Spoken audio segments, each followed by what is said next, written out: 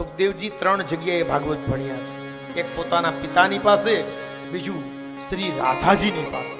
રાધા એ સુખદેવજીના ગુરુ છે અને વિદેહ જનકની પાસે, આ જનકની પાસે ભાગવત ભણ્યા છે. 3 જગ્યાએ ભાગવત ભણ્યા છે. એટલે આખા ભાગવતમાં પોતાના ગુરુનું નામ ન લેવાય, એટલે આખા ભાગવતમાં રાધાનું ક્યાંય નામ જ નથી. રાધાનું ક્યાંય નામ નથી, પણ સુખદેવજીની આગળ એનું નામ આવે. પહેલા સુખદેવજી શબ્દ બોલે ને ત્યાં લખાય શ્રી, પહેલા શ્રી લખાય, સુક ઉવાચ, પહેલા રાધા આવે ને પછી સુખદેવ આવે. એક એક તમે ભાગવતની અંદર જોવો કેટલું મર્મ રહેલો છે, કેટલી ઝીણી વાત. રાધાનું ઓમ નામ નથી, પણ જ્યારે સુખદેવ બોલે ને ત્યારે શ્રી સુક ઉવાચ કહેવાય. એટલે શ્રી શબ્દ એ રાધા છે. અને યાદ રાખજો, રાધાનું મહત્વ એ કૃષ્ણ કરતા પણ જાજુ છે.